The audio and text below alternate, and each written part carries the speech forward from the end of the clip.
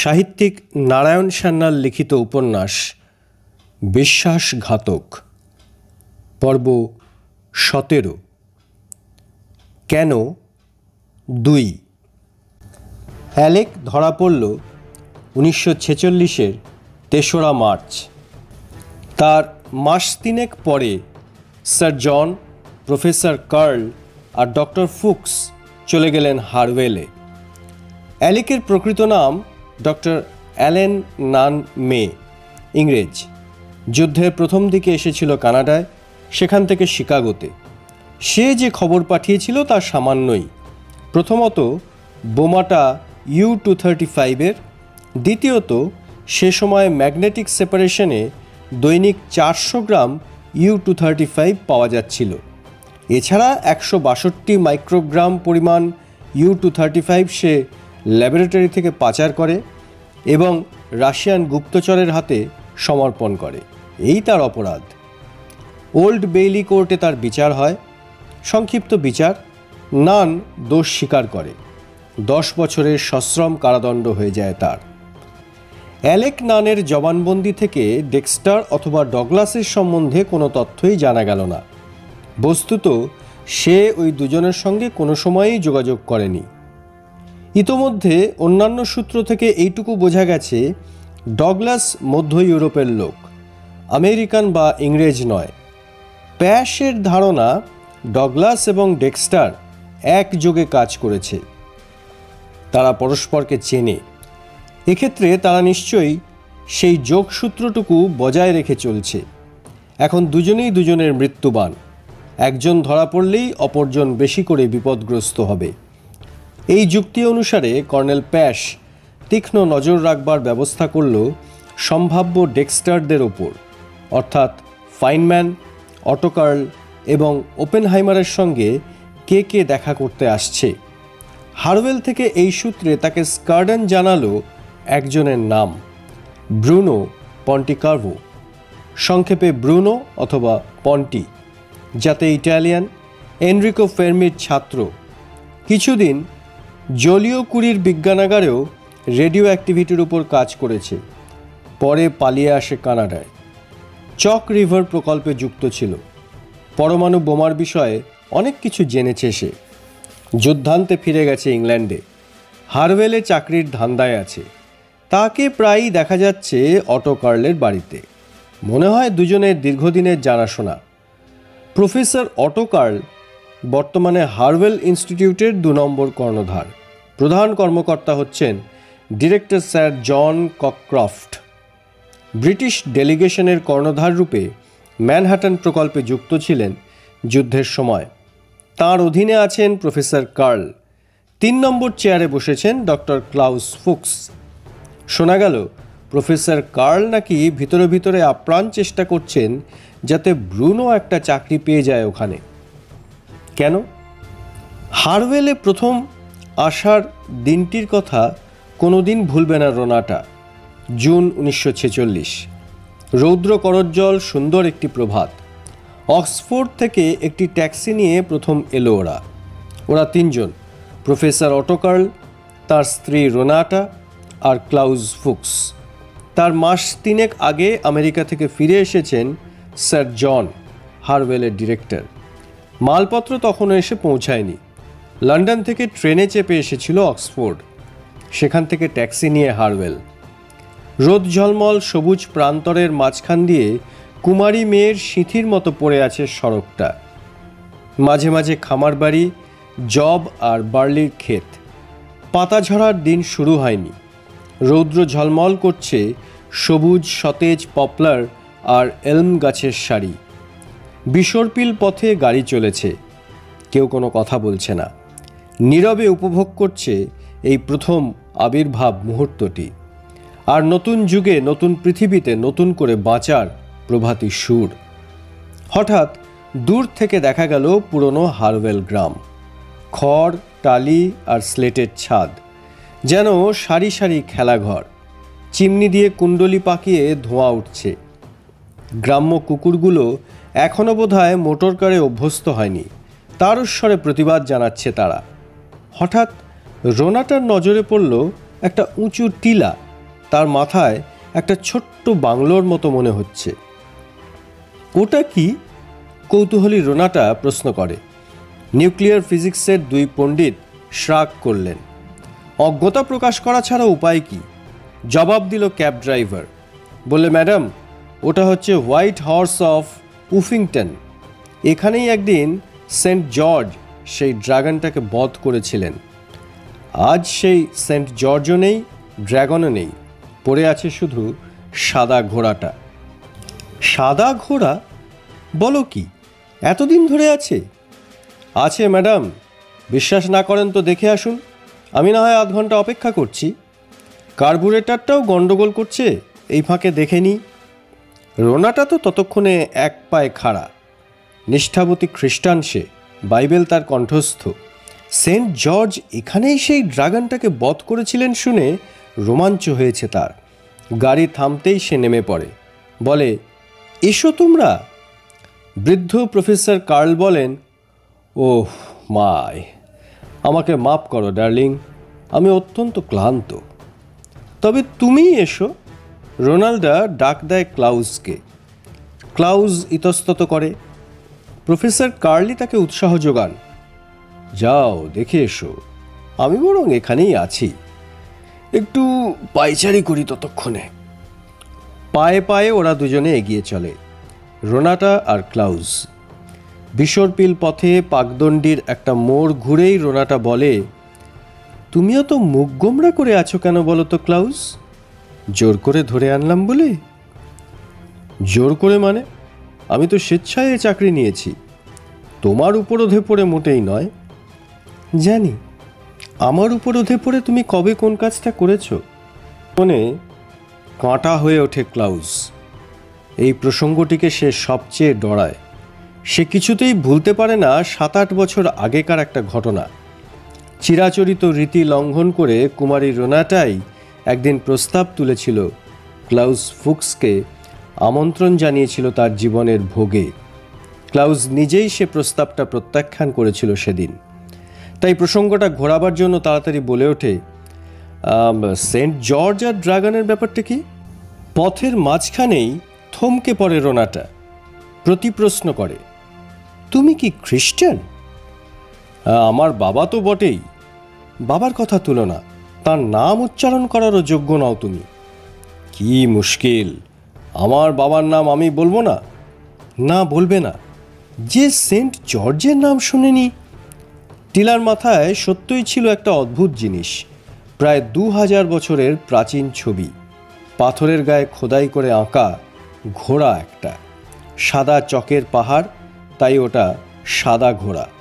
কিংবদন্তির Saint George নাকি সাদা ঘোড়ায় চড়ে গিয়েছিলেন ড্রাগনকে বধ করে বন্দিনী ড্যামসেল ইন ডিস্ট্রেসকে উদ্ধার করে আনতে।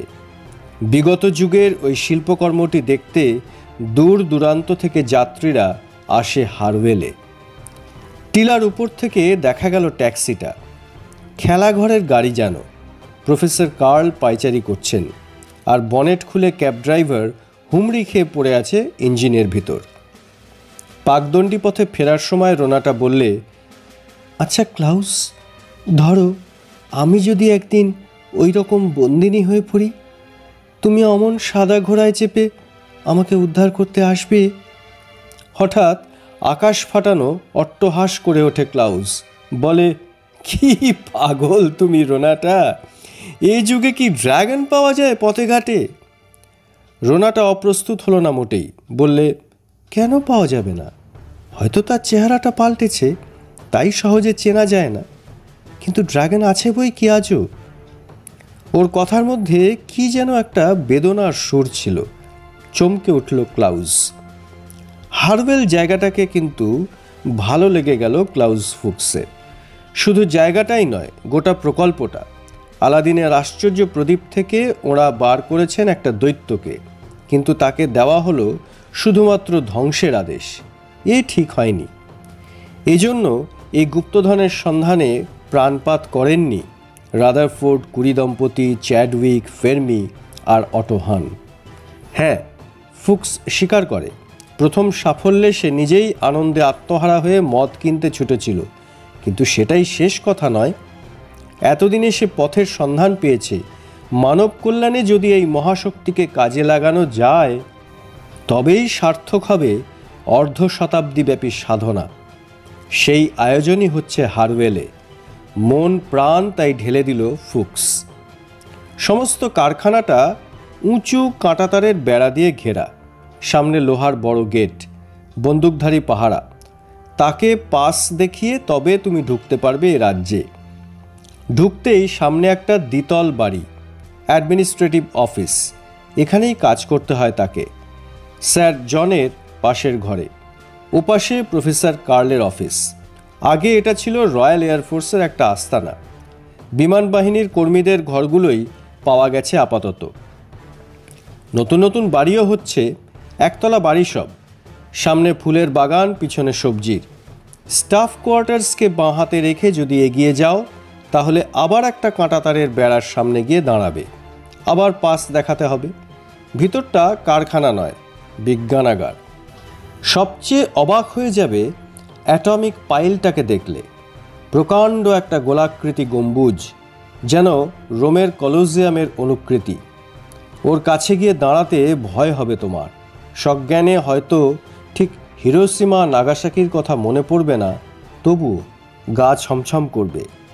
মনে হবে অজানা অচেনা এক অরণ্যের মাঝখানে এসে পড়েছ বুঝি। চারদিক ঝকঝক তকতক করছে, হাসপাতালের অপারেশন থিয়েটার যেন। হঠাৎ নজরে পড়বে একটা বিজ্ঞপ্তি, ধূমপান নিষেধ। হয়তো ধড়াস করে উঠবে বুকের ভিতর। হাতের জ্বলন্ত সিগারেটটা কোথায় ফেলবে ভেবে পাবে না। তখনই একজন কর্মী হয়তো এগিয়ে আসবে, বলবে, অমন আটকে উঠবেন না স্যার। অ্যাটমিক পাইলটা কোনো ডিনামাইটের স্তূপ নয়। সিগারেটের আগুনে ওটা জ্বলে উঠবে না। ওই বিজ্ঞপ্তি দেওয়া আছে যাতে জায়গাটা নোংরা না হয়। ফুক্স আর কার্ল এখানে পৌঁছনোর বছর দেড়েক আগেই এই প্রকল্পে হাত দেওয়া হয়েছে। এখন এখানে 100 কর্মী কাজ করে। তার মধ্যে জনা 30 হচ্ছেন বিজ্ঞানী। বিজ্ঞান চর্চায় তারা করেছে সামান্যই, জ্ঞানও অল্প। বয়স 20-25। আসলে ওরা সবাই যুদ্ধ ফেরত। ফিজিক্সের চর্চা ছেড়েছে 3-4 বছর আগে। কেমব্রিজ, অক্সফোর্ড, হ্যারো, ইটনে চলে গিয়েছিল মরণপণ যুদ্ধে। ওরা মূলত টেকনিশিয়ান, হাতে কলমে কলকবজার কাজই শুধু জানে। স্যার জন তাই ব্যবস্থা করেছেন সপ্তাহে 4 দিন তাদের নিয়ে থিওরিটিক্যাল ক্লাস করতে হবে। ক্লাস নেন তিনি নিজে আর তাঁর 2 সহকর্মী, প্রফেসর কার্ল আর ডক্টর ফুক্স। ছেলেগুলো প্রাণবন্ত, মৃত্যুকে বারে বারে দেখেছে চোখের সামনে। নীতিবোধের বালাই কম, কিন্তু নূতন পৃথিবী গড়ে তোলার সংকল্প আছে। ওরা 3 জনই মাত্র পদস্থ অফিসার, বাদবাকি তো ছেলে ছোকরা। আরও 2 জনের সঙ্গে আলাপ হয়েছে ফুক্সের, উইং কমান্ডার হেনরি আর্নল্ড আর ডক্টর স্যামুয়েল স্কট। আর্নল্ড ছিলেন বিমান বাহিনীতে, প্রৌঢ় গম্ভীর স্বভাবের মানুষ, বিপত্নিক। তিনি হারওয়েলের স্পেশাল সিকিউরিটি অফিসার। এখানে অবশ্য সিকিউরিটির অতটা কড়াকড়ি নেই যেমন ছিল লস অ্যালামসে। সেখানে প্রত্যেকের ছদ্মনাম ছিল, স্বনামে কারোর পরিচয়ই ছিল না। এখানে সেসব কিছু নেই। তবু পারমাণবিক তত্ত্বের পরীক্ষা নিরীক্ষা যখন হচ্ছে তখন গোপনীয়তার প্রয়োজন আছে বই কি। আর ডক্টর স্কট এখানকার মেডিকেল অফিসার। ছোট একটা আউটডোর ডিসপেন্সারি আছে তার। অমায়িক মানুষ, আছেন সপরিবারে, স্ত্রী পুত্র পরিজনদের নিয়ে, সুখী পরিবার। এখানে এসে এতদিন পরে ক্লাউজের মনে হচ্ছে জীবনে নোঙর ফেলার দিন এসছে বুঝিবা। এখন ওর বয়স 35। এতদিন সংসার করার কোনো ইচ্ছাই ছিল না। এখন আর 5 জনের পরিবারের দিকে তাকিয়ে ওরও মনে হচ্ছে এই নির্বান্ধব ব্যাচেলার জীবনে সে কোনোদিনই শান্তি পাবে না। 1946-এ প্রথম যখন চাকরিতে ঢোকে তখন ওর রোজগার ছিল বছরে 275 পাউন্ড। এখন উপার্জন করছে 1500 পাউন্ড, অর্থাৎ মাসে প্রায় 2500 টাকা। 1946-এ যুদ্ধোত্তর ইংল্যান্ডে এই উপার্জন বড় কম নয়। কিন্তু বিবাহ করার, সংসার করার একটা প্রচণ্ড বাধাও আছে। সে বাধা ফ্রাউ রোনাটা কার্ল। এ ধাঁধার সমাধানটা বুঝতে হলে ক্লাউজ ফুক্সের অতীত জীবনটাকে জানতে হবে। ক্লাউজ জার্মানি থেকে প্রাণ নিয়ে যখন ইংল্যান্ডে পালিয়ে এসেছিল তখন ওর বয়স মাত্র 22। জার্মানির কিয়েল বিশ্ববিদ্যালয়ের একজন উৎসাহী ছাত্র নেতা ছিল সে। রাজনীতির ঘূর্ণাবর্তে সে ছিল ন্যাশনাল সোশ্যালিস্ট পার্টির বিরুদ্ধ দলে, ছাত্র আন্দোলনে সক্রিয় ভূমিকা নিয়েছিল। হঠাৎ দেখা গেল ওর বিরুদ্ধ দল, ওই ন্যাশনাল সোশ্যালিস্ট পার্টি, জার্মানির ক্ষমতা দখল করেছে। তার নাম হয়েছে নাৎসি পার্টি। ওই দলের নেতা অ্যাডলফ হিটলার হয়েছে জার্মানির দণ্ডমুর্দের কর্তা। 1933-এর 30শে জানুয়ারি যেদিন হিটলার জার্মানির ক্ষমতা দখল করল, সেদিন কিয়েল বিশ্ববিদ্যালয়ে হিটলারের অনুগামীরা তন্ন তন্ন করে খুঁজেছিল বিপক্ষ দলের ওই ছাত্র নেতাকে, পাদ্রি ফুক্সের সেই দুর্বিনীত পুত্র ক্লাউজকে। খবর পেয়ে ক্লাউজ আত্মগোপন করে। প্রথমে পালিয়ে যায় পারিতে, সেখান থেকে কপর্দকহীন অবস্থায় ইংল্যান্ডে। ফ্রলিন রোনাটা হেলমহোল্টসের বয়স তখন মাত্র 17, হাই স্কুলের ছাত্রী। তার বাবা ছিলেন পাদ্রি ফুক্সের একজন গুণগ্রাহী। ফুক্স আশ্রয় পেল তার পরিবারে, সামারসেটে। মিস্টার হেলমহোল্টস বিপত্নিক। তার বড় মেয়ে ফ্রলিন রোনাটাই ছিল গৃহকর্ত্রী, মাত্র 17 বছর বয়স। আরও দুটি ছোট ছোট ভাই বোনের দায়িত্ব ছিল তার উপর। এর উপর এসে জুটল ক্লাউজ। 22 বছরের প্রাণবন্ত তরুণ ফুক্স ভর্তি হল ব্রিস্টল বিশ্ববিদ্যালয়ে। 4 বছর সে ছিল এই পরিবারে, রোনাটার অভিভাবকত্বে। শুধু তাই নয়, রোনাটা ছিল তার মাস্টারনি, দিদিমণি আর কি। তার কাছেই ইংরেজি ভাষাটা শিখেছিল। পরিবর্তে ক্লাউজ রোনাটার শক্ত শক্ত অঙ্কগুলো কষে দিত। সে সময় ক্লাউজ ছিল মুখচোরা, বইয়ের পোকা। 4 বছর পরে ব্রিস্টল বিশ্ববিদ্যালয় থেকে সে যে বছর দর্শন ও অঙ্কশাস্ত্রে ডক্টরেট পায়, রোনাটা সে বছরই গ্র্যাজুয়েট হলো। আর সেই বছরেই মারা গেলেন ওর আশ্রয়দাতা, রোনাটার বাবা। জার্মান বিজ্ঞানের সেই দুর্লভ প্রতিভা বাস্তুচ্যুত ম্যাক্স বর্ন তখন এডিনবার্গে পদার্থবিদ্যার অধ্যাপক। ক্লাউজ ফুক্সের প্রতি তিনি আকৃষ্ট হন এবং তার অধীনে একটা স্কলারশিপ জুটিয়ে নেন। ক্লাউজ সামারসেট ছেড়ে চলে আসে স্কটল্যান্ডে, এডিনবার্গ। সেই বিদায় মুহূর্তেই ঘটল একটা ঘটনা যার প্রতিক্রিয়া সারা জীবন ধরে অনুভব করেছে ক্লাউজ। রোনাটা ততদিনে একটা চাকরি জুটিয়ে নিয়েছে, সংসারটা চালাবার মতো ব্যবস্থা হয়েছে তার। 21 বছরের তারুণ্যে ভরপুর। ক্লাউজ এতদিনে প্রফেসর ম্যাক্স বর্নের অধীনে রিসার্চ করার সুযোগ পেয়েছে শুনে সে অভিনন্দন জানাতে এলো ক্লাউজকে। কথা প্রসঙ্গে বললে, তুমি তো এবার এডিনবার্গে চলে যাচ্ছ, আমাদের সঙ্গে এই বোধহয় ছাড়াছাড়ি হয়ে গেল। ক্লাউজ বললে, তা কেন? এডিনবার্গ এমন কিছু সাগর পারে নয়, যোগাযোগ রাখলেই রাখা যেতে পারে, অবশ্য তোমার যদি গরজ থাকে। আমার? কি মনে হয় তোমার? কি জানি, চিঠি লিখলে জবাব দেবে তো? হঠাৎ মুখটা নিচু করল রোনাটা, বললে, আর আমি যদি বলি চিঠি লেখার দূরত্বে থাকতে চাই না আমি? মানে? ওর চোখে চোখ রেখে রোনাটা বললে, আমি তোমার কাছেই থাকতে চাই। Let's get married, clause. তা কেমন করে সম্ভব? আমার ছাত্রজীবনও এখনো শেষ হয়নি। একটা দীর্ঘশ্বাস পড়েছিল রোনাটার। তারপর বললে, আমি কি তাহলে তোমার প্রতীক্ষায় থাকব? এবার জবাব দিতে দেরি হলো ফুক্সের। একটু ভেবে নিয়ে বললে, আমি দুঃখিত রোনাটা, তা হবার নয়। বাধা যে কি তা তোমাকে আমি বুঝিয়ে বলতে পারবো না, কিন্তু আমি আমার জীবনের সঙ্গে তোমাকে কোনোদিনই জড়িয়ে নিতে পারবো না। স্তম্ভিত হয়ে গেল যেন রোনাটা। বহু কষ্টে সে যেন আত্মসম্বরণ করল।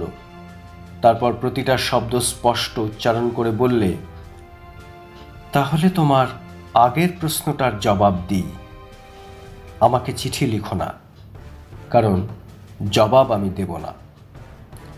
ক্লাউজ শুধু বলেছিল, আই এম সরি। ঝড়ের বেগে ঘর ছেড়ে বেরিয়ে গিয়েছিল রোনাটা। সে আজ 9-10 বছর আগেকার কথা। ক্লাউজ কিন্তু ওর কথা মেনে নেয়নি। এডিনবার্গে পৌঁছে চিঠি লিখেছিল, একাধিক পত্র। রোনাটাও ছিল তার সংকল্পে অটুট, একটি চিঠিরও জবাব দেয়নি। তারপর যেমন হয়, ক্রমশ ক্লাউস ভুলে গেল তার প্রথম যৌবনের বান্ধবীকে। 3 বছর পর ম্যাক্স বর্নের কাছে থিসিস দাখিল করে পেল ডক্টর অফ সায়েন্স উপাধি। ইতিপূর্বে হয়েছিল পিএইচডি, এবার হলো ডিএসসি। খবরটা উৎসাহ ভরে জানালো রোনাটাকে। এবারও কোনো জবাব এলো না। ক্লাউস ক্রমশ ভুলে গেল মেয়েটিকে। তারপর রোনাটার সঙ্গে ওর দেখা হলো সুদূর সাগর পাড়ের দেশে, আমেরিকায়, লস অ্যালামসে। ততদিনে রোনাটা হয়েছে মিসেস কার্ল, একটি সন্তানের জননী। দুর্ভাগ্যক্রমে সন্তানটি বাঁচেনি। তাকে চোখেই দেখেনি ক্লাউস, দেখেছে ফটো, অসংখ্য ফটো। একটা গোটা অ্যালবাম ভরা ছিল অ্যালিসের ছবিতে, রঙিন ছবি, সদ্যজাত অবস্থা থেকে তার সংক্ষিপ্ত 3 বছরের জীবনের শেষ দিনটি পর্যন্ত। প্রফেসর কার্লের ছিল ফটো তোলার বাতিক। রঙিন ছবিও তুলেছেন অনেক, মুভি ক্যামেরাতেও। তাই চোখে না দেখলেও রোনাটার কন্যা অ্যালিসকে ক্লাউস ভালোভাবেই চেনে। মেয়েটা রোনাটার মতো দেখতে হয়নি মোটেই। রোনাটা ব্লন্ডি, সোনার বরণ তার মাথা ভরা চুল। রোনাটার মুখটা টিকলো, আর মেয়েটি ছিল ব্রুনেট, তার মুখটাও গোলগাল। রোনাটার চেয়ে তার স্বামী 22 বছরের বড়। এমন বিবাহে রোনাটা যে জীবনে সুখী হয়নি তা বুঝতে অসুবিধা হয় না। এমন অসম বয়সের পুরুষকে কেন পছন্দ করলো রোনাটা? এ প্রশ্নের জবাব খুঁজে পায়নি সে। জিজ্ঞাসাও করা যায় না এ কথা।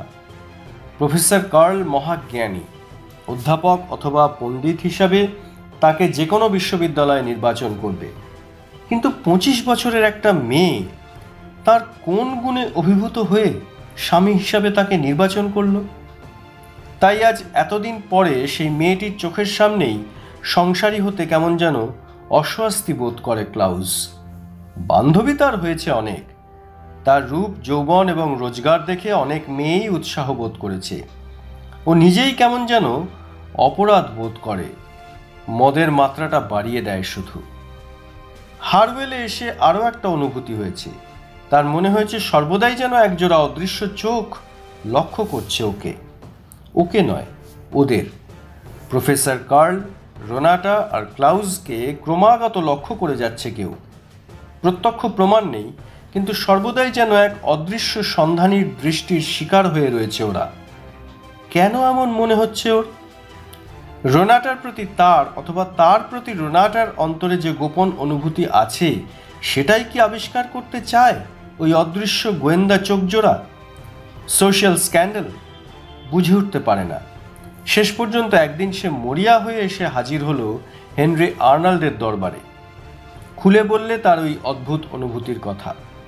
সব কথা শুনে হো হো করে হেসে উঠল আর্নল্ড। বললে, না না ডক্টর ফুক্স, আমি আপনার পিছনে কোনো গোয়েন্দা লাগাইনি। বৃদ্ধস্ব তরুণী ভার্যা, সুন্দরী মিসেস কার্ল এবং যৌবনদীপ্ত প্রফেসর ফুক্স যে পরস্পরকে কি চোখে দেখেন তা আমার ভালোই জানা আছে। এবং একথাও জানি যে মিসেস রোনাটা কার্লের প্রাক বিবাহ জীবনের বন্ধু ছিলেন আপনি। কিন্তু আপনি নিশ্চিন্ত থাকুন ডক্টর ফুক্স, আপনাকে কোনো সামাজিক কেলেঙ্কারির মধ্যে ফেলবার শুভ উদ্দেশ্য আমার আদৌ নেই। ডক্টর ফুক্স রাঙিয়ে ওঠে, বলে, না না, আপনার বিরুদ্ধে আমার কোনো অভিযোগ নেই। আপনি গোয়েন্দা লাগিয়েছেন এ কথাও বলছি না, কিন্তু আমার এমন মনে হচ্ছে কেন? এর জবাবে হেনরি আর্নল্ড হ্যামলেট থেকে একটা উদ্ধৃতি শুনিয়েছিলেন। ডক্টর অফ ফিলোসফি তার দর্শনের মাধ্যমে যে স্বপ্ন দেখতে অক্ষম তাও নাকি দুনিয়ায় সম্ভব। আদ্যপান্ত কিছুই বোঝা যায় না। উঠে আসছিল ক্লাউস, তাকে আবার ফিরে ডাকলো Arnold. By the way doctor, এই ফটোগুলো দেখুন তো, এদের কাউকে চেনেন? খান 3-4 ফটো বার করে দেখায়। ক্লাউস ছবিগুলো উল্টে পাল্টে দেখে। আর্নল্ড বলে, এদের কাউকে কখনো লস অ্যালামসে দেখেছেন? হ্যাঁ, একে দেখেছি, একে চিনিও। এর নাম ডক্টর অ্যালেন নান মে।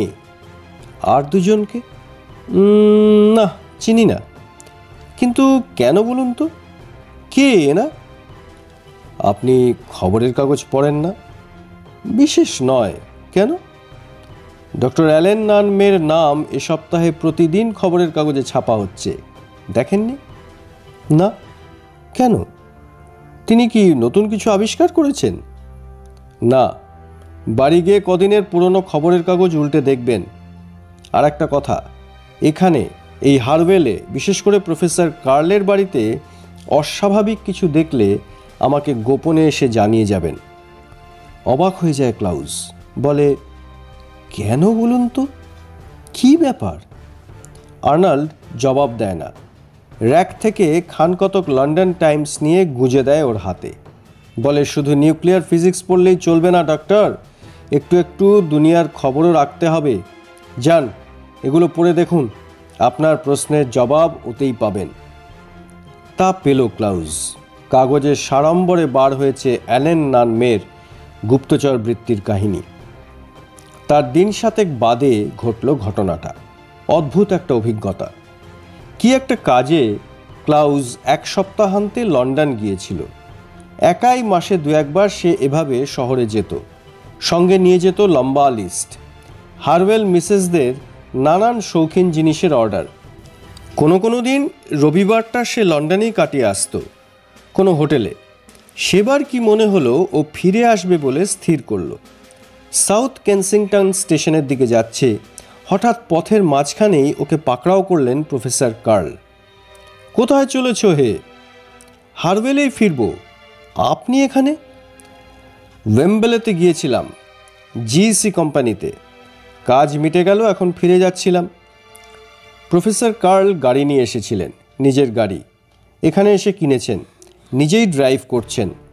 ফুক্স উঠে বসলো ওর পাশে, মালপত্র তুলে দিল পিছনের সিটে। প্যারাম্বুলেটের কি হবে হে, তুমি তো ব্যাচেলার। ওটা মিসেস স্কটের অর্ডার, ডাক্তারবাবুর বাচ্চার জন্য। বেশ আছো তুমি, এবার নিজের ল্যাজটা কাটো, আমাদের দলে নাম লেখাও। ক্লাউস হাসল, জবাব দিল না। শহর ছেড়ে শহরতলিতে এলো ওরা। ক্রমে অক্সফোর্ডের দিকে ফাঁকা রাস্তায় পড়ল। বেলা তখন 5টা। গ্রীষ্মকাল, সূর্য অস্ত যেতে তখনও ঘণ্টা চারেক। বেশ রোদ আছে। ফাঁকা অ্যাসফল্টের রাস্তায় পড়ে স্পিড বাড়ালেন প্রফেসর। বললেন, অনেক দিন আমার বাড়ি আসছো না তো? কেন? কি বলবে ক্লাউস? প্রফেসর কার্লের বাড়ি তাকে টানে, কিন্তু ইচ্ছে করেই সে এড়িয়ে চলে। রোনাটার মুখোমুখি দাঁড়ালেই আজকাল সে বিবেকের দংশন অনুভব করে। রোনাটা দিন দিন কেমন যেন হয়ে যাচ্ছে, বেশ রোগা হয়ে গেছে, মানসিক অবসাদে ভুগছে যেন। দেখলেই মনে হয় মেয়েটা অসুখী। ওর নীরবতাকে পাত্তা না দিয়ে প্রফেসর আবার বলেন, সময় পেলে এসো, মাঝে মাঝে তোমাকে দেখলে রোনাটা তবু একটু খুশি হয়। কেমন আছে সে আজকাল? মামুলি প্রশ্ন। ভালো নেই ক্লাউস, মাঝে মাঝে ফিট হচ্ছে আজকাল। ফিট হচ্ছে? কেন? ডক্টর স্কট দেখেছেন? কি বলছেন তিনি? বলছেন মানসিক অসুখ, সাইকিয়াট্রিস্টকে দিয়ে দেখাতে বলেছেন।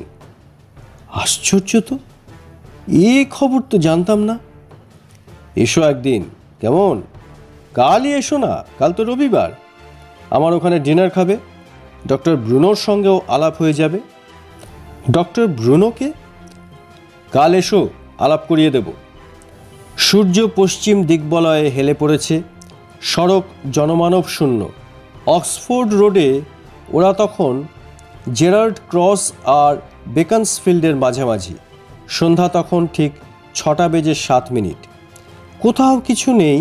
হঠাৎ কি একটা বস্তু এসে প্রচণ্ড আঘাত করলো সামনের উইন্ডস্ক্রিনে। চৌচির হয়ে ফেটে গেল সেটা। গাড়ি তখন ঘন্টায় 60 কিলোমিটার বেগে যাচ্ছিল। ক্লাউস ফুক্স এই আকস্মিক ঘটনায় একেবারে ভয়ে কাঠ হয়ে গেছে, তার হাত পা ঠান্ডা হয়ে যাচ্ছে যেন। প্রফেসর কিন্তু নির্বিকারভাবে মাইল 3 অত্যন্ত দ্রুত গতিতে এগিয়ে এলেন। তারপর গাড়ি থেকে নেমে ভাঙা উইন্ডস্ক্রিনটা পরীক্ষা করে বললেন, ইট মেরেছে কেউ। ততক্ষণে অনেকটা স্বাভাবিক হয়েছে ক্লাউস। ইতিমধ্যে সে লক্ষ্য করে দেখেছে ড্রাইভার আর তার সিটের মাঝামাঝি খাড়া পিঠ গদির মাঝখানে একটা নিটোল ছোট গর্ত হয়েছে। তার ভিতর আঙুল চালিয়ে সে উদ্ধার করে আনলো একটা ছোট্ট সীসার গোলক। বললে, না, একটা রাইফেল থেকে ছোড়া হয়েছে এটা। প্রফেসর কার্ল গুলিটাকে হাতে নিয়ে পরীক্ষা করলেন অনেকক্ষণ ধরে। তারপর বললেন, ঠিক বলেছ, এটা রাইফেলের গুলি বলেই মনে হচ্ছে। নিশ্চয়ই কোনো শিকারীর কাণ্ড। খরগোশ মারতে গিয়ে আমাদের শেষ করে ফেলেছিল একেবারে। পাহাড়ের উপর চারিদিকে তাকিয়ে দেখেন, খুঁজতে থাকেন শিকারীকে। ক্লাউস বললে, বুলেটটা দিন, ওটা আর্নল্ডকে দেখাতে হবে। পাগল, ঘুণাক্ষরেও এ কথা ওকে বলো না। বাঘে ছুঁলে 18 ঘা, আমাদের ধরে টানাটানি শুরু করবে। নাও ওঠো, চলো ফেরা যাক। ফুক্স গাড়িতে ওঠে না, বলে, প্রফেসর, আপনি একটা কথা খেয়াল করছেন না। এখানে বাঘ, হরিণ বা বাইসন নেই। খরগোশ মারতে শিকারীরা এ অঞ্চলে আসে বটে, কিন্তু খরগোশ শিকারে কেউ এ জাতীয় বুলেট ব্যবহার করে না। ভ্রু দুটি কুঁচকে যায় প্রফেসর কার্লের। গম্ভীর হয়ে বলেন, কি বলতে চাইছো তুমি? আমি বলতে চাইছি, কেউ আপনাকে অথবা আমাকে হত্যা করবার উদ্দেশ্য নিয়ে একটা রাইফেল থেকে ফায়ার করেছে। খবরটা অত্যন্ত গুরুত্বপূর্ণ। এখনই গিয়ে আমাদের আর্নল্ডকে সব কথা বলতে হবে। 2-1 মিনিট চুপ করে থাকেন প্রফেসর।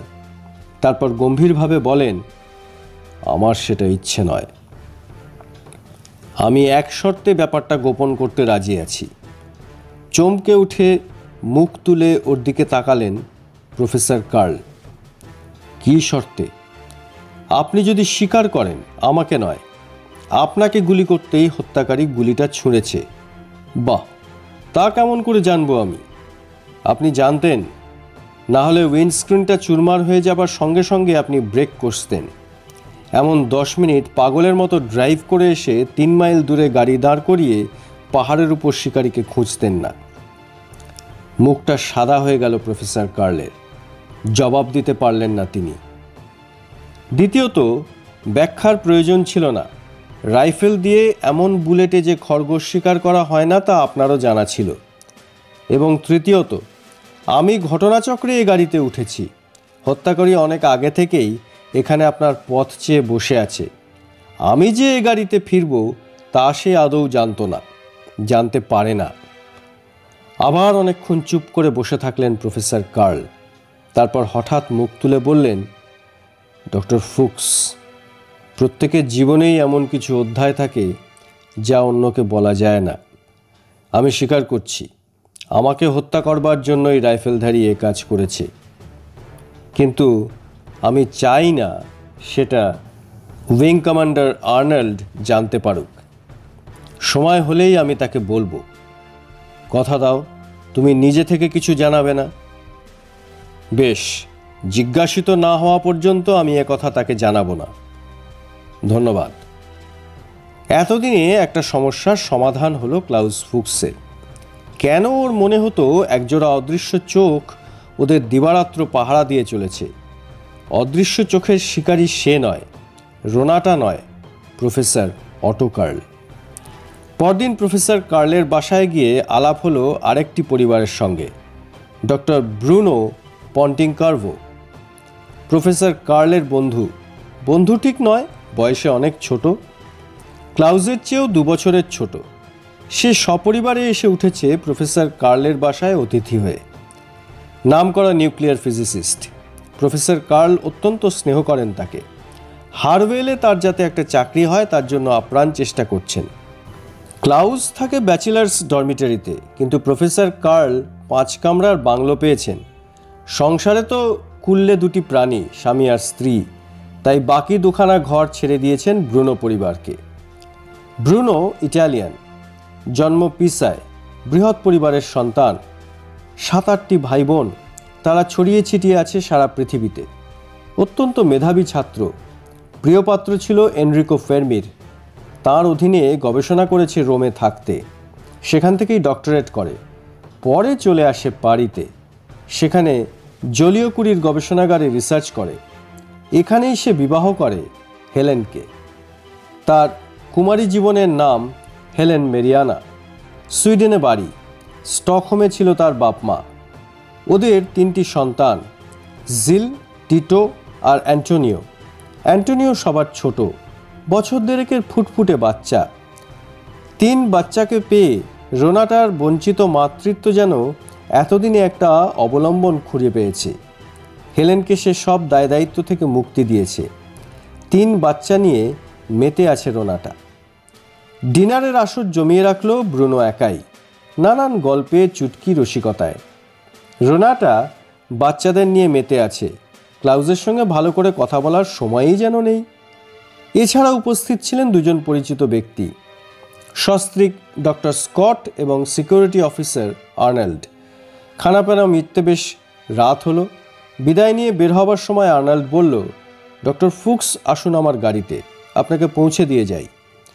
চলুন। গাড়িতে উঠে আর্নল্ড বললে, কেমন লাগলো ওই ব্রুনো পরিবারকে? চমৎকার। ডক্টর ব্রুনো তো খুবই অমায়িক লোক, খুব হাসি খুশি আমোদে। ভদ্রলোক এখানে চাকরি পেলে আমাদের জীবনযাত্রাটাই বদলে যাবে। তা হবার নয় ডক্টর, খুব সম্ভব ডক্টর ব্রুনো এখানে চাকরি পাবেন না। কেন? উনি তো অত্যন্ত পণ্ডিত। পাণ্ডিত্যের জন্য আটকাবে না, ওর ক্লিয়ারেন্স পাওয়া শক্ত। ক্লাউস ধমক দিয়ে ওঠে, ওই আপনাদের এক বাতিক, সব কিছুতেই বাড়াবাড়ি, সবাইকেই শুধু সন্দেহ করেই জীবনটা কেটে গেল আপনাদের। কি করব বলুন, এটাই তো আমাদের চাকরি। ডক্টর ব্রুনোকে চাকরি দেওয়ার মানে হয়তো আপনার মতো একজন নিরীহ বৈজ্ঞানিকের প্রাণ বিপন্ন করা। আমার? কেন? আমার প্রাণ বিপন্ন হতে যাবে কোন দুঃখে? ধরুন দূর থেকে কেউ হয়তো একটা রাইফেল তাক করলো ডক্টর ব্রুনোকে বধ করতে, লং রেঞ্জের রাইফেল, এবং গুলিটা আপনার সিটের আরও 14 ইঞ্চি ডাইনে সরে এসে বিঁধল। আপনাকে বাঁচাতে পারবো তাহলে? স্তম্ভিত হয়ে গেল ক্লাউস, বাক্যস্ফূর্তি হলো না তার। আর্নল্ড নিজেই হেসে বলল, কই নামুন এবার, আপনার বাসায় এসে গেছেন যে।